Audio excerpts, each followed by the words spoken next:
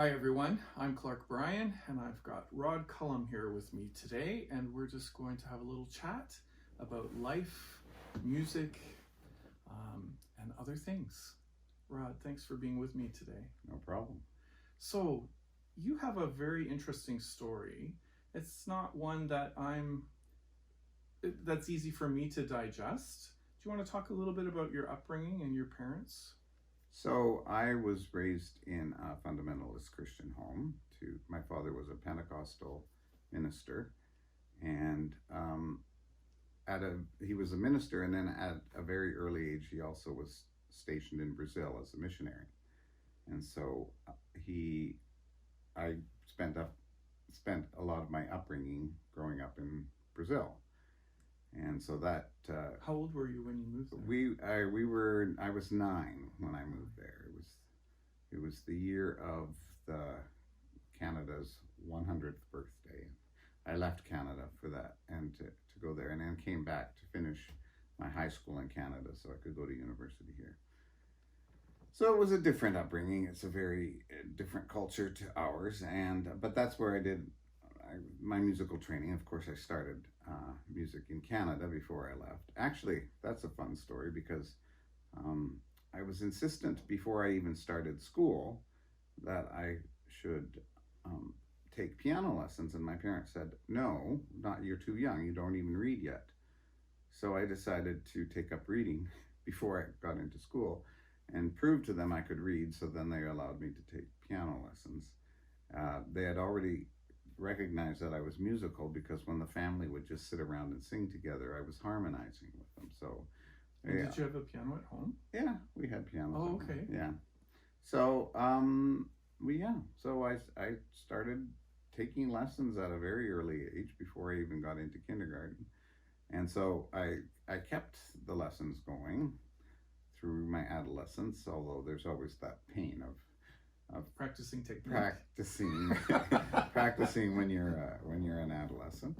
Oh, that too, yeah. And it was an interesting life because at a very early age, I also recognized that I was gay, and as a 13-year-old, I actually came out to my parents. Wow. And it was penitential. It was, I'm a sinner. Okay. And I lived with that, and I lived with the feeling of being a sinner and that self-hatred that comes with that understanding, with that recognition of myself. I think I lived with that too, even though I was raised in the United Church. I had this feeling there was something I was doing that was incredibly against the way things are supposed to be, right? I honestly believe that I remain a Christian, by the way. They decided that I wasn't a good fit for the Pentecostal church. The problem I had, I even took 3 years of theology, by the way, after I finished high school. And all that time I was living with that self-hatred. Just towards the end, I was recognizing that we were looking at Christianity with a very white, heteronormative, sort of Western world kind of lens. And it was meant to be a broader thing. It was meant to be inclusive of all people. And when I finally recognized that God didn't really care if I was gay or not, then the world just opened up for me. That's when I left theology. I finished my degree in theology. I came to go to Western to take music here at the Faculty of Music. Let's go back to Brazil. Yeah. I want to hear a little bit about what it was like to be in that culture. I mean, Brazil today, of course, is pretty tense and very right-wing. Yeah. And I know the people aren't too happy about that. No. But what was it like back then? Well, so it was also right-wing back then. So they've had a pendulum shift over these years. So when I lived there, it was actually a military junta. It was actually a military dictatorship. And it was very oppressive. There were actually missionaries who would go to the government with things like, you should build a hospital here, and they were taken into prison for being subversive, is the word they used to describe these people, that they were advocating communism because they were asking the government to actually take care of the situation, the intense poverty situation there. It's a little bit like the United States right now. Yeah, well, yeah, it was a strange world that way. Brazilian people are always rise above their state, their status. They're, hey, let's party. We're going to be happy about everything, even in their awful situation. That's the charm of Brazilian people. Yeah. So. And you had to learn Portuguese. I'm fluent in Portuguese. Yeah. And you learned that when you were 9?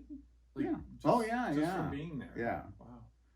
Yeah. My sister was younger, and she couldn't tell the difference between the two languages, and I remember one day she came in and she spoke to my mother in Portuguese, and my mother just started crying. I don't even understand my own daughter. But yeah. So the funny thing was, when I spoke Portuguese in Brazil, I sounded like a Brazilian, and some of my friends from my swimming team didn't even know I was a foreigner. And one day I told them my parents were Canadian, and they went, "But you're Brazilian." I said, "No, I'm not. I'm Canadian too." And so it was quite funny that they didn't recognize. So just how did your family end up in Brazil? I understand the missionary thing, but why Brazil? I don't know. Okay. I think that was just one of the places. I think my dad had a choice between Thailand and Brazil. They had openings there. Mm-hmm. He taught at a theological seminary, and this was the fit for him. And so that's. You mean down there? Yeah, down there. Oh, okay. So he had to learn Portuguese right away to teach. Wow. Yeah. Wow. And so, what was it about the culture that you think form part of who you are? Like, what is it about being in that culture? Perhaps just some energy that I've derived from the Brazilian people are just positive and happy, and music was a big part of music is a big part of their life.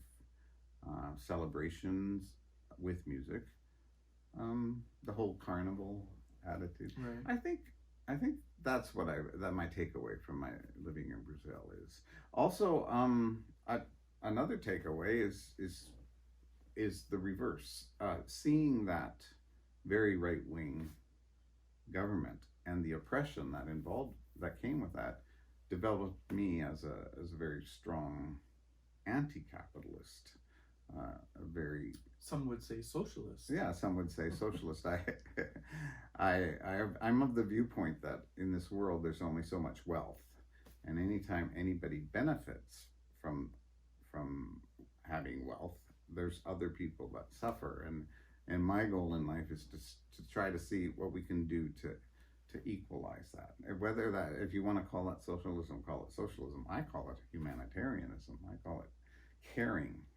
Well, interdependence. Right? Yeah, we're all connected, and we all need to kind of look after each other. That's and that propels both you and me in some of our thinking about what we want to contribute to our community.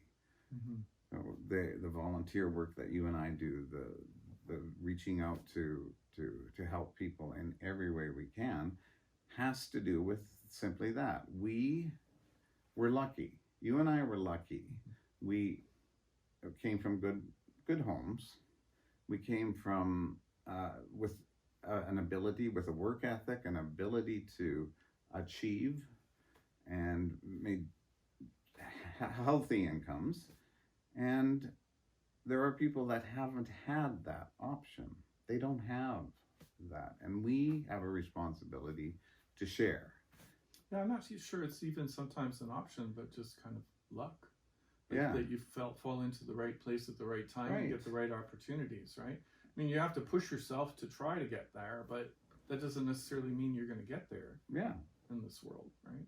Yeah, and I volunteer right now at the Men's Mission, and I was looking at a gentleman outside of the building the other day, and I thought, he's my age.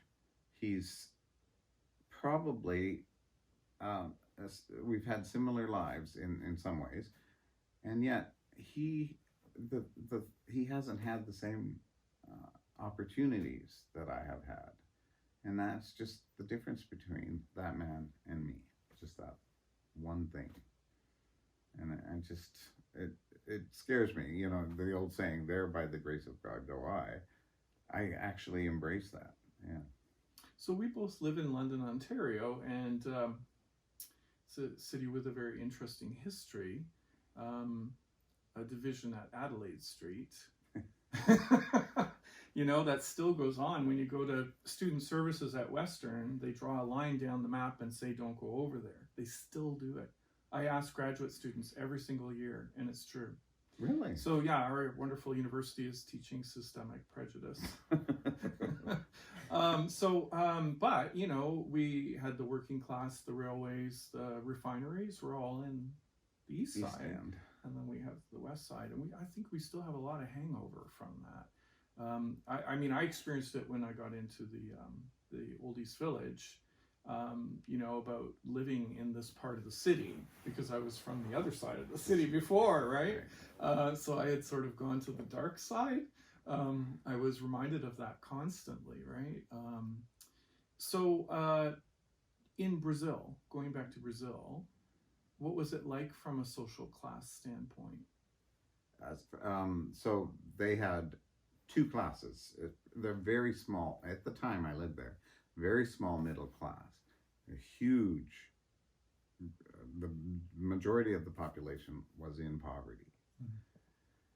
And then, of course, the extremely wealthy. So I did have friends that were wealthy, and I would go to their homes with their many servants and their swimming pools and their basically castles that they lived in, but had friends at the opposite end of the spectrum as well, where my father had to work with these people, and we had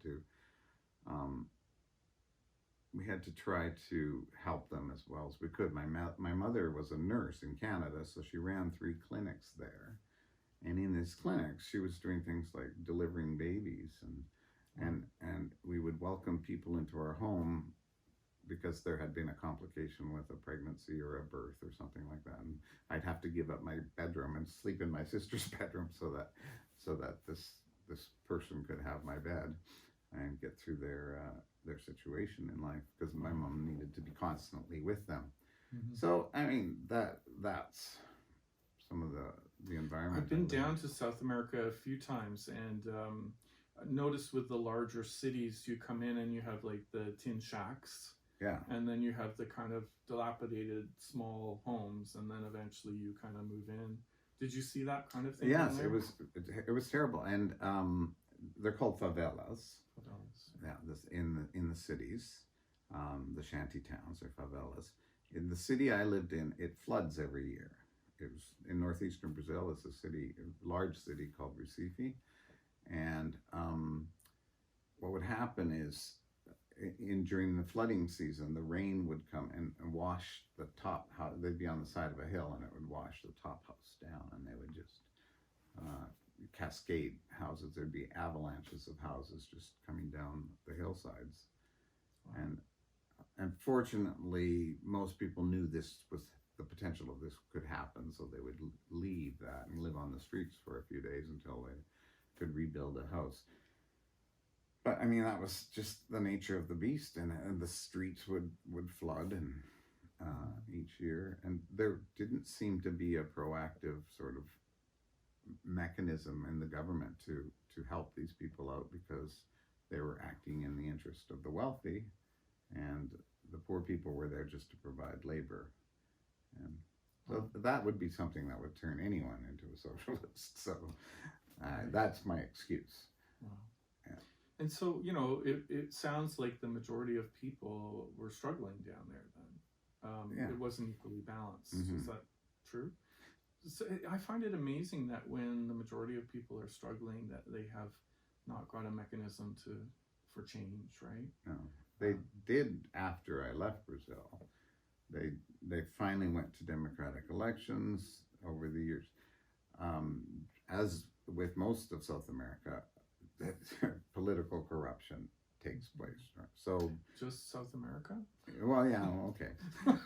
It's just it We've seems got it here. it's more overt there. They don't even hide it. They just blatantly show it. I mean, I guess we've had that in North America too.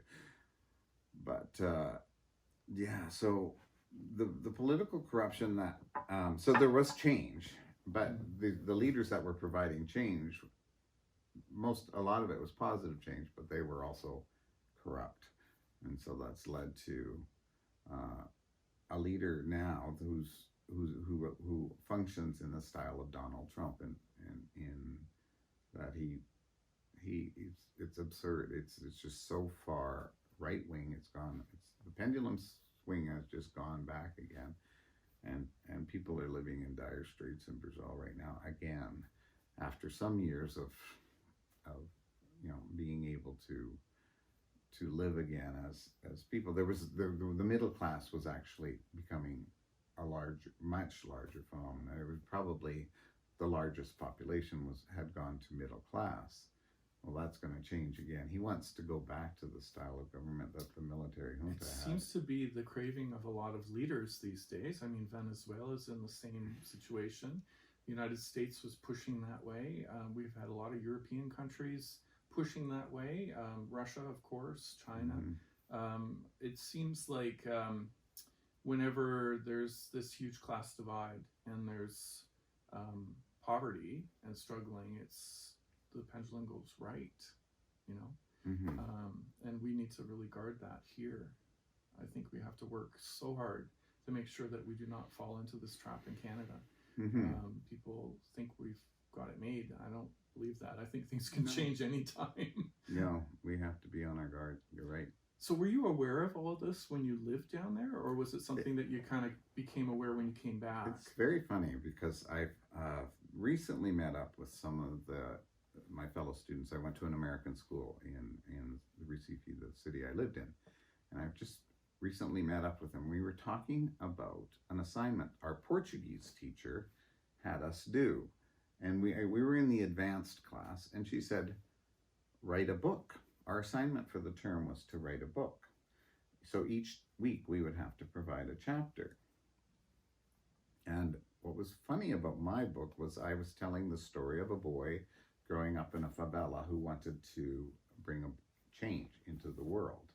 And I had actually imposed myself on that boy, and I was seeing ways that I thought that a child could actually bring change to the world. And I was living through this boy, but my understand that in this environment, as soon as you said anything that talked about change, anything that talked about getting rid of the military junta, it was actually, you could be imprisoned for it. Mm-hmm. and people would just disappear.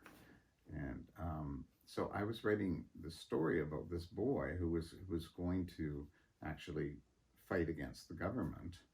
And I remember my teacher, she would say, you're not supposed to be writing this stuff. She says, I like it, but you can't read it. So she'd read she'd choose other kids' readings in the class. But I think she only chose one of mine, and it was fairly safe. So you were a little rebel already. She didn't. And my father was. I had asked my father just to read through my chapters, to proofread it, check my Portuguese and stuff. His Portuguese was very good, and I remember him saying to me, "You shouldn't be saying these things." I said, "Oh, the teacher doesn't care." So, that's how I was living. I was recognizing that. Even as a child, this was an injustice. Did you have any similar experiences in Canada? With injustice? Yeah, with this kind of thing, where you're not allowed to speak out about something. Oh. Well, I happen to have the personality that I don't shut up very easily. I think, I eventually became a teacher, and teachers are, we're limited as to what we can express within a classroom, but then that's understandable. I agree with that. With you can't express an opinion, let's say, even stuff we're talking about today, I wouldn't be able to say it in the classroom about, let's say, socialism or being gay, stuff like that. I'd have, or some of the stuff I said about Christianity. You know, I wouldn't It be able seems very wrong to me. to not be able to express Not have that these in class. conversations. Well, they do come up, but they're supposed to, if it's student led and they end up having a discussion that way, that's perfectly normal. But for me to impose any of my beliefs on students would be wrong, and I agree with that. Well, I don't know if it's so much of a like imposing, but it's presenting, right? Right. I find this a deficit in our education system that, for example, it's kind of taboo to talk about religion and beliefs, like Right. when in the sense that you could offend somebody's family Right. by talking to their children about something that goes against their religion or something, right? And when these conversations stop happening, I think that's when the divides get greater, right, between the peoples, because they don't know about each other. They don't share those kinds of things. It's interesting that you went to religion, and I did moderate any discussion I had to do with that. But let's go to human sexuality. In the classroom, I was open. I started teaching in 85, and for most of my teaching career, I was out of the closet, and I was out of the closet to my students, and I was very open about it and about acceptance. To be honest, I taught 25 years. I taught in a rural school, and I can count on one hand the number of times where I had something reported to me that there was some sort of discriminatory action or comment made. Because you were being open, you mean? Or? Because I was being open, or because I was gay and honest about it. For the most part, the reverse was true. That I got lots of support, both from students and from my fellow staff, and from the union and from the administration. Well, the union, I think, would have been key in all of this. Yeah. I mean, I think about, historically, we've been sort of researching, right, about the fruit machine that the RCMP had, to test to see if somebody was gay or not, and then they would lose their job immediately, and it would destroy their family, and there was nothing to support them, right? Describe the fruit machine, because I think it's quite fun. I don't really know a lot of it. Well, they would, but I'm sure it was like asking questions, and they would ask questions and put pictures, pornographic pictures of naked men in front of men, and see if how they were aroused, or if they were reacted. They had sort of electrodes on them or something. I mean, this is what I've heard. I'm sure they got it wrong a lot, right? Like, I'm not sure how well that would work, but anyway, it's an interesting thing. It's sad that happened. Now, both you and I came out at a time when things were really kind of not that great in society. I had the additional stress of coming out in 1984, right when AIDS broke, right? Let's move into that chapter for a bit. Okay. So what was it like for you when this was happening? When it was happening? So, yeah, my coming out was a little earlier than yours, and I do remember hearing about it. When I first heard about it, it was in the news, and it was called the gay disease, and we were apprehensive. At the time, I was running a little gay baseball. We would meet Sunday afternoons, and we'd play gay baseball, just a bunch of gay men. And I just remember that all of a sudden there'd be one guy missing one day, and he's sick. And then a few weeks later, he's dead. And just realizing that people I had known were all of a sudden dropping.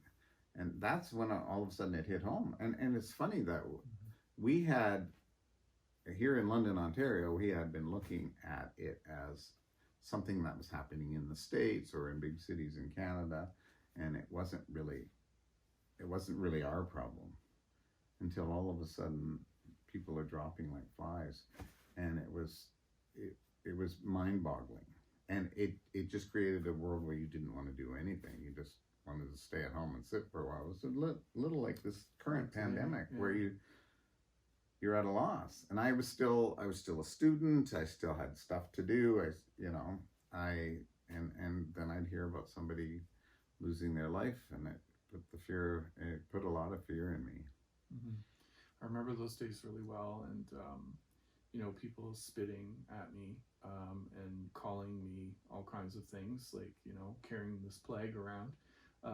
Of course, I was one of the lucky ones who made it through, and lost a lot of friends as well. It was a terrible time. I remember doing volunteer work here for the PWA Foundation, People with AIDS, and I had to stop at some point because saying goodbye to so many people was just too hard emotionally. I was just getting into university and trying to balance the stresses, right?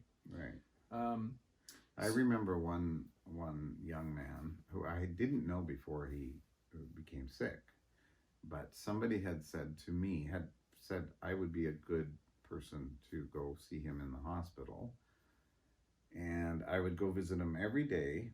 And he wasn't eating the food that the hospital would provide, but he happened to like McDonald's chocolate milkshakes. So every day I would buy him a McDonald's chocolate milkshake and take it to him. And he had been raised in a fundamentalist Christian home, and the parents were in complete denial. And when we went to that funeral, there was no mention of AIDS. There was no mention of his sexual orientation, and it was the most sterile thing, and it was the most impersonal funeral I've ever seen. And it was so sad, because the guy actually was trying to live his life to the best that he could in his final days. And it just hurts so much. We still see the ostracization with some people coming out of the closet today. I remember there's been some young suicides even in London not too many years ago. I remember a young man on the west side who hung himself in the backyard. His parents were fundamentalists, and he was getting bullied at school, and then came home to, like, there was no safe space for him, right? Do you think things have changed significantly to mitigate situations like that? I think they have. I think we've had changes. And I think people like you and me and people of our generation and since have really worked hard to make those changes. One of the reasons I came out as a teacher, I remember a principal saying to me, I don't think you should be honest about your sexuality to the students. And I said to her, okay, I'll just wait for the next suicide. Is that what you want? Yeah, because there's the idea of a person being able to be honest about, in my case, being gay, being living in a committed relationship for many, many years, having a life, having an income, having friends and family supportive of me. This is something that my younger coming out closeted students needed to see. It's also something that all the students needed to see, so that they could provide comfort for people that they would encounter in their lives who were coming out.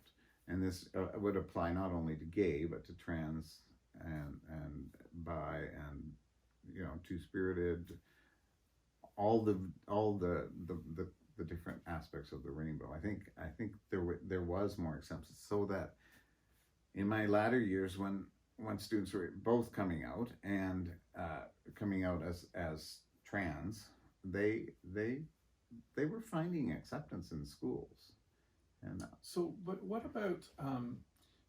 Today we have a heightened awareness of great contrast between white privilege and, we're talking about Black Lives Matter. We're talking about Indigenous challenges. I know a lot of Hispanic people coming to London face a lot of discrimination as well. Do you think that, let's say, for example, a new family here, a young son coming out, maybe they came from a more conservative country, a conservative religious background, wouldn't face the same kinds of challenges that were back then? Like, do you think? I think it's easier for them, but you mentioned communities that have moved to London. I have encountered and helped working with people that are come from cultures and families where coming out of the closet to them doesn't seem to be an option. I don't want to say too much because they're still around and they're still in the situation that they don't want the family to know that they're gay. And it doesn't have to do with acceptance in the greater community. It has to do with acceptance in their own home and within their own cultures. So I'm thinking about the Pride Men's Chorus, and I'm thinking about, we have, I believe, 3 in the chorus who are from Jehovah's Witness backgrounds. Yeah. And I think at least in one case, the family has completely ostracized.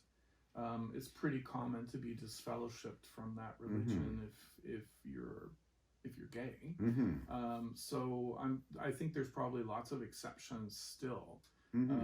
But what I think has changed is we have this more supporting community with more resources in it for people who face those challenges. Would you agree with that? Yeah. And in the schools as well, hopefully. Yes, yeah, right. We do. But as you said, in some cases, people have to actually leave their families or leave. Maybe their parents, maybe their siblings still support them, but that's what I've seen. You're talking about Pride Men's Chorus. That's one of the men. You and I set up Pride Men's Chorus way back in 2016. I was wondering when that was. Yeah, I've lost track of time. Our first rehearsal was in March of 2016, and our first performance was like a few 2 months later, 2 months because later. We'll talk about that. Yeah, the Orlando. Anyway, when we sat down to make a mandate and to look at our mission statement, I mean, we wanted to create a culture of comfort for individuals who needed to belong.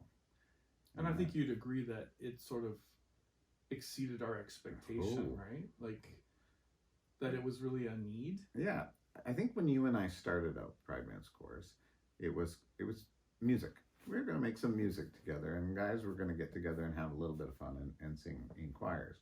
And then, so we started in March of 2016, and then that massacre in Orlando happened, and you called me up on the phone and said, we have to do something. The choir has to sing. I said, we're a month away, we're a month and a half away from our first concert. I said, we've been working on these pieces, but we're not ready to perform yet. This was a new choir and they hadn't had any performance experience. And I thought throwing that on a stage, but it was definitely the place to do it. Yeah. We had to provide something. And so we came in and we called an extra rehearsal on a Saturday afternoon, and we did 3 songs. And they were He Ain't Heavy, He's My Brother.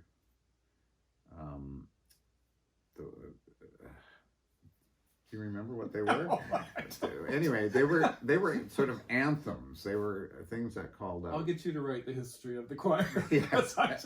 It's all a blur to me. We Shall Overcome. We Shall Overcome. And an arrangement I wrote of the Canadian group. Maybe it'll come to me. The history will be written down soon. Anyway, we did those 3 pieces. We worked and on the afternoon, and they were above any expectations that we had. And but what it did more than anything, musically, we did fine. But what it really did is it solidified the group. Oh, totally. It gave us a reason to be. Mm-hmm. We were now a part of a community that actually needed us. And the feedback we got from how much support they had received from the choir, that the general community had received from the choir, was astounding. Yeah. Yeah. It's, people ask why we still have pride celebrations. And I think this is a really good example because there are still people who need the support of a community, right? That's not the general broader community, because their insecurities, their the prejudices that they've experienced, the places they've come from. Like we've had in the choir, we've had some young students, right, that are away from home that they don't have that supportive community when they come to university. No. It takes a while to build that, right? And then the choir's there and they can feel comfortable in being who they are. Yeah, it's been a great project. I'm glad you're still involved in some ways. In some ways, yeah. I don't think you're going to ever have a choice. No, I don't. I think it's because my heart's there. Yeah. My heart's in that. Well, it's a great project. I just want to kind of segue back now. You're back from Brazil. You've done the Bible college thing, and now you're doing your education to be able to teach in the classroom. Well, I did my music degree at Western, and then my education. Right. Well, that's what I mean, like the whole thing. Right. And so you're in the classroom for the first time. What was it like? Being in the classroom? I don't remember. I was probably scared. I can't see why I wouldn't be. Just a new venue. Where was your first teaching post? Well, actually, when I first started teaching, I actually didn't get a job right away. So I was a supply teacher. And so I was all over the place. So I taught most of the time at Beale. Okay. Which is for those of you who don't know, it's a downtown London school with a multi-ethnic and multicultural, and they had a great arts program, great music program at the time, and they still do it, of course. And so I actually lived across the street from them, so they'd call me at the last minute. So I think once I finally got my job, which is not long after, I was pretty comfortable being in front of a group of students. And then it was just the fact that now I actually had to make my own curriculum and lesson plans and everything like that. So, yeah. So, over the years, when did you start teaching? 85. 85. What kinds of changes have you seen in the student body over that time period? Okay. Did I open a can of worms? Yes, you opened a huge can of worms. Good. Let it out. There have been changes, but I don't think it was always ideal either before. In other words, I hear people younger than I saying things like, "Well, it's really changed. It's not like when I was a kid." And I'm going, when you were a kid, it was also not ideal. We've always had shortcomings within our educational system. Let's talk about the students first, though. Have you seen changes in the student body, like in terms of their work ethics, their goals and aspirations in life, those kinds of things? Okay, well, this will be a little controversial. That's okay. You're retired now, so you can say anything you want.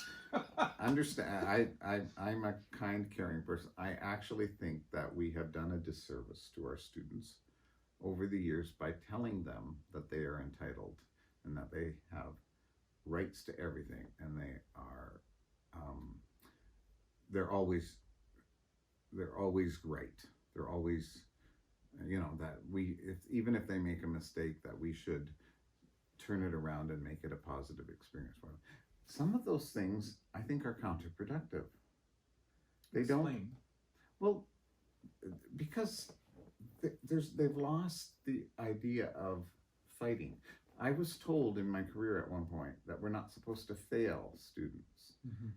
Failing is a privilege. Failing is your best learning opportunity. And to deny the student the opportunity to fail is to deny them that tremendous life experience. So I didn't change that much. So when I would start halfway into my career, I would start telling students, well, that musical performance or that dramatic performance was not good. It was actually bad, many of them hadn't actually heard that from a teacher Mm-hmm. before, that their product was bad. They had been coached for so long, and they were hurt deeply inside, and they had some difficulties with that. And I thought, but if I'm told something's bad, I want to change it. I want to try harder. And one of the things we have in our school system is the 50% is a pass concept. God, I don't want my surgeon to have received 50% on his surgery techniques when he goes to open my body up. You know, you don't want people to think that mediocre is acceptable. You want people to achieve. And if you tell them it's bad, then they know that they have to keep rising. There's a wonderful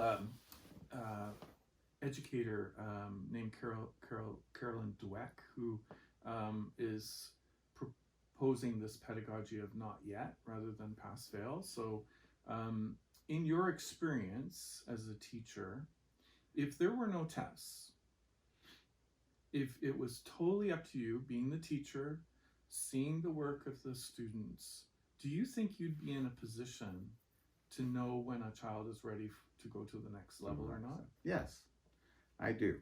And my approach to teaching when I taught the arts, when I taught music, was exactly that.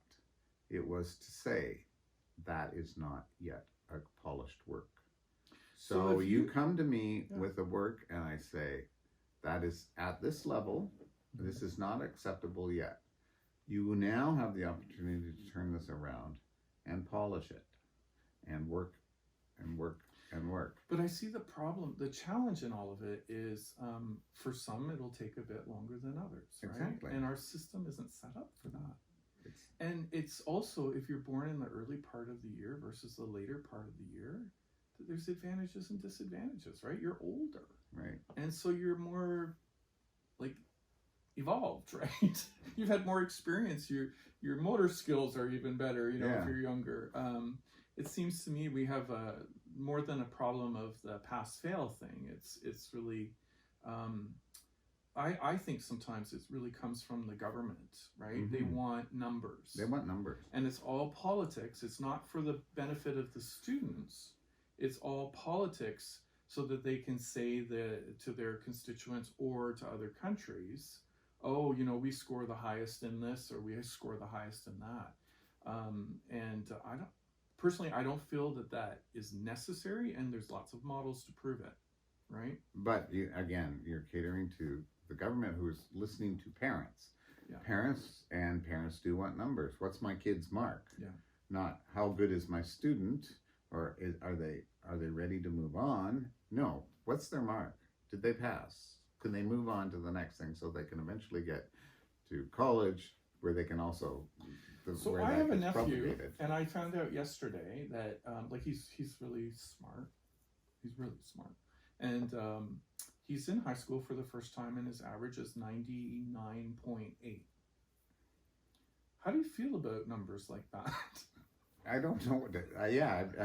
I had to assign numbers for many, many years. But 99.8 to me, you should be the next Einstein, right, or the next exactly. Shakespeare or something like that. There's no room for improvement after that. It's you've arrived. You are going to have the ticket to divide and conquer on this planet, right? Well, you see that if you have a math test and there is a potential to achieve 100%, and you get 0.2% wrong, you get 99.8%. But that's a test. Has the opportunity been given to him to reapply himself so that the next time he misses out on that 0.2% and he can achieve 100%? Or do we even need to evaluate? Can we just evaluate his understanding? He may know that for this particular test, this is the formula he has to apply in this particular situation. But will he be able to take that out to an actual practical experience and apply that knowledge? Or is he ready for the next level? Right? Is this this child is not being challenged enough? Right. You were holding him at this level. maybe he's ready for the next level. Right. But you can't do that because you have this grade system and this curriculum that holds everybody at this mean, right? Mm-hmm. Mm-hmm. I see this as another huge problem. Geez, we could talk about this aspect forever. The education system and parents. Like my parents are both educators, and I feel at liberty to say this. They never came in and talked to teachers about how I deserve more marks or less marks than I achieved. Did you see a lot of parachute parents in the classroom? Yes, a lot, not as many as maybe, it's not 50%, maybe 20, 30%. Very caring parents that were upwardly mobile themselves and were trying to make sure that their kids were doing the same. Again, they're looking at a system where everything's quantized and everything has to be assigned a number, and that's what's going to allow them to achieve their goals. So they had been taught by the system that they were propelling, and so that's the danger of that. So you've situation. got a set of parents who will come in and say, my child, this, that, and the other thing. And then you have a set of parents who, for whatever reasons, let's say they're the working poor, maybe they didn't get a good education themselves, don't know how to do that advocacy piece, right? Right. So what do you see out of those two paradigms? I don't know what to say. I'm just remembering comments from parents who had a child who, first of all, I'll say this: parents of high achieving students, the kids acing the course and not having any problems, those parents come to the teacher interviews. Very seldom do you see the parents of low achieving students come to the interviews. I'll say that. But when they do, and I start talking about their child, they would often say to me, well, I didn't do well in that either, and so I don't expect them to do well. So this is and they ended up being very the conversation often ended up being about the parent. And Wow. The parent of a low achieving student quite often perceives themselves as failing. And the reason that other parents are looking at how well their child is achieving, if they're achieving well, that's because they need that validation themselves. Living vicariously through your children. Right. Forgetting they're separate beings. This is an extension of me. This should also succeed. Right. And it is very difficult for a high achieving parent to have a low achieving child. Now, do you remember Lisa, who helped out with junior choir in El Sistema? Yeah. Right? So she told me this is a very common thing when you have people from lower classes, and we don't like to talk about classes in Canada, but we have them. We have divisions, where they haven't had the opportunity, maybe the parents didn't even finish high school. On the way to the student-parent interview in the car, that parent would be saying, now keep your mouth shut and your eyes down.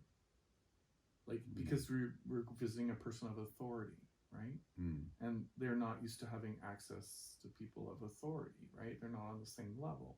Whereas the student from the middle class family on the way to the interview the parent would be saying, all right, now when we get there, you make sure you tell the teacher this, this, this, and that, and I'm going to say this. And, it's all strategizing and supporting and trying to lift up higher, right? Right.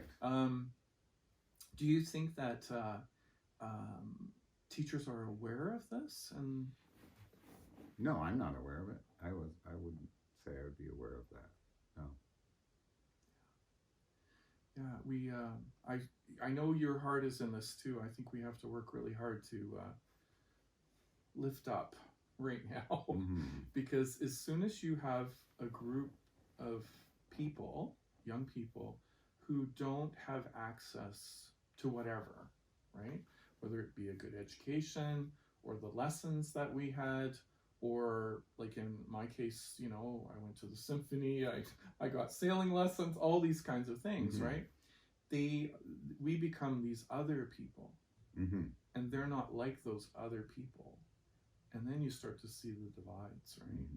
And then you see a Donald Trump coming and saying, I'm like you, right? These people are all awful.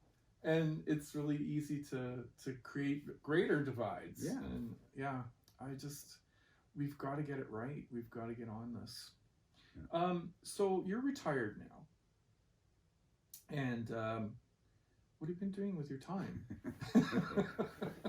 Well, since I retired, I started a choir with you, Pride Men's Chorus. You all, and I don't. You probably remember this, that I had the idea of starting a gay men's chorus, and it became Pride Men's Chorus because we wanted to be inclusive of all our different LGBTQ2 individuals who didn't necessarily fit the label gay.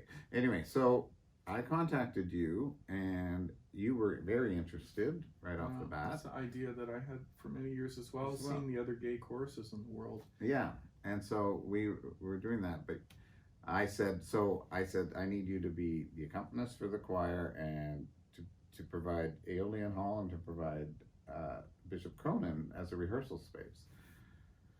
So you said, well, why don't we co-direct? And I said, that sounds amazing. And then you said, and I need you to teach my kids at the El Sistema program. And I said, okay, if I'm going to exploit him, then I guess I get to be We're both exploiters. Exploited. So for a little while there, I also volunteered with the El Sistema program and did the choral music. Got them through the Junos actually a couple of years ago, right? Yeah. We did that. There. Did a performance at the Junos. Yeah. And then plus I've had community choirs. I was conducting I think you had 4 on the go when you started, right? Yeah, because I have a church job actually. I actually get paid for that one. And then I have had Broadway Singers. It was another choir, and then doing a lot with Pro Musica. Well, Pro Musica, I was the assistant director, and then when 2 conductors left in different times, so I became the conductor of the choir. So I was doing that, and then the Sistema Choir. Right, and that's 4. Right, and then I do some musical theater. And then you were also called on by the university to put together some choir as well. That was an alumni choir for one event. Yeah, so that was one event. So yeah, I've been keeping busy that way, and then the goal was for my partner Bruce and I to actually take off and start traveling the world, and then this stupid pandemic hit and changed our lives. So to that end, I thought, well, I'm not traveling, and I want to be useful to this world, because one of the things I wanted to do when I traveled was maybe to go to an African country and work in some place where I might be needed, if they need my back to help build a schoolhouse, or if they need my knowledge, my expertise to help, with the school situation or a living situation, a community situation, I would be willing to help out with that. Well, that didn't come to fruition. So I thought, well, there's a food bank that needs my help. So I've been volunteering 2 days a week at the food bank. I volunteer at the men's mission. Of course, as you know, a passion of mine from long before I retired was Camp Wendake. We were talking about AIDS earlier, and back 22 years ago, somebody came up with the idea that there are people living with AIDS and HIV that are also disadvantaged in so many ways, and one option for them is to have a week of holiday at a camp, and this is called Camp Wendake. So this has been a passion of mine for many, many years. I'm currently the chair of the governance committee for Camp Wendake, and it is it's when you something start that, to want to step down for things, you often get put up to a higher position. I don't know why that is. So I'm supposed to be leaving these things and traveling the world right now, and That's I'm not going to happen. It's not going to happen. So Yeah. I might as well just keep volunteering for as long as I'm around, and maybe someday I'll just be able to lay down my hat and actually take off somewhere. Yeah, but I don't see you as a person who's ever going to give up giving back to community. I think it's in your blood. Yeah. Yeah. So the pandemic, I'd like to kind of finish up with a little bit of conversation around what this all means. What do you see happening with people in London, Ontario during this pandemic?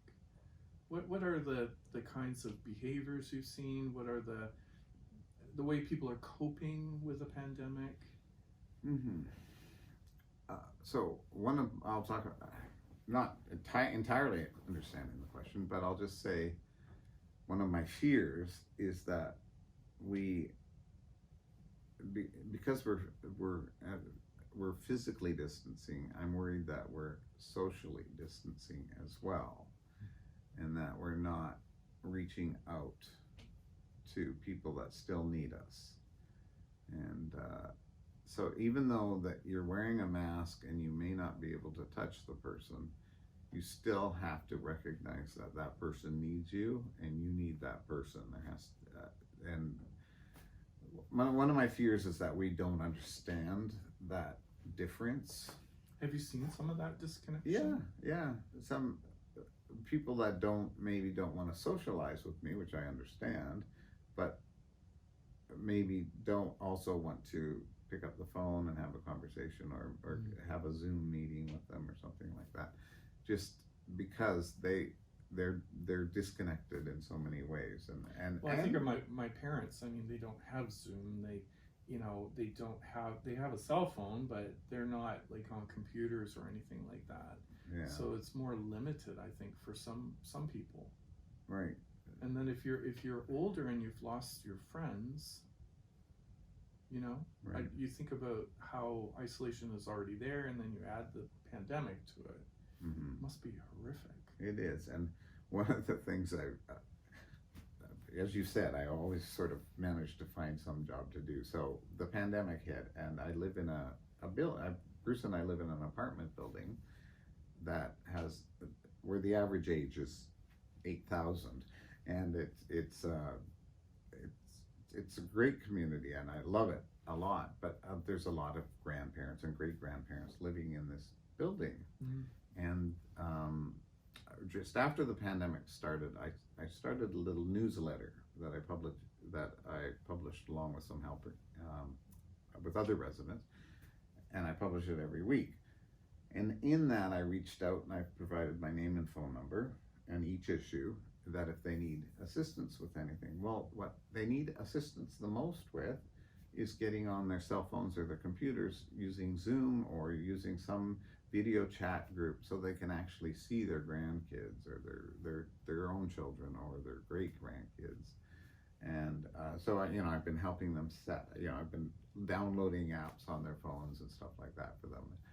And that's this is really an interesting thing, because I know with our virtual concerts and London Symphonia as well, there's a lot of phone calls about how to get on and how to buy the virtual tickets. And for us, it's just like, oh, do this, and that, and you've got it all done, right?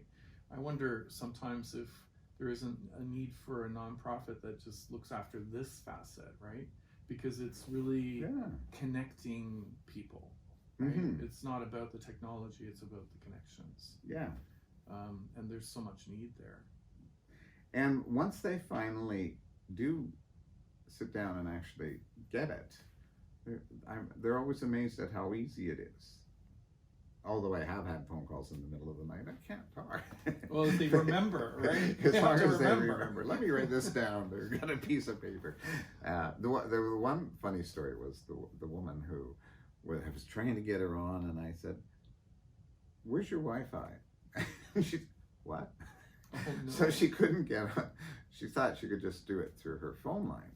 I said, no, you have to have Wi-Fi. Fortunately, we got the neighbor's Wi-Fi, and she downloaded that, and we got her hooked up. But wow.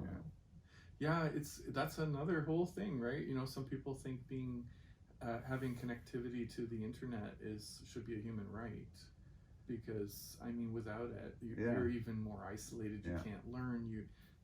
It's a big problem. Yeah. I know myself, I've struggled with this pandemic. I've been down quite a bit. Mm-hmm. And I would say pretty music. Thank goodness for the music every night, playing the piano. But I know a lot of people that I know, like almost everybody I know, are in the same boat. Yeah. Right? They're just really struggling, and we don't know our future ever, but this makes it even more uncertain. Do you have any kind of advice for people during this time period, like what they could be thinking or doing, or the way to look at things? One of the first thing that comes to mind is to stay active, physically active. You have options. If you live in London, there's paths. Even in the winter, you can put on a pair of boots and go for a walk, a safe walk if you can. Stay mentally active. Do what we're doing. We're making a lot of music and recording. You're doing it every day. I'm doing it a couple times a week. We're making music, making it available to other people. Reach out to everybody, and they need to hear from you. You need to hear from them, and even if you can't meet socially with them, just reach out in some technological way or by phone. Those are it. I think just the activity is really important. Mm-hmm. I think about this sense of isolation, and I think about how people are isolated in other cultures, or let's say, for example, in a refugee camp, or like there's so much in the world where they can't do the things that we can do even with a pandemic. Sometimes just contextualizing that, I think, can also help to realize how grateful we should be for what we have, right? Practicing that appreciation. I know you do that all the time. But that's great advice. I think we're going to finish up there today. Okay. Thank you so much for this opportunity to learn more about you and your pathway, and especially about your teaching and music. And I hope that you continue to teach and make music for the rest of your life. Well, I intend to. Great. Thanks, All right. Rod. You're welcome.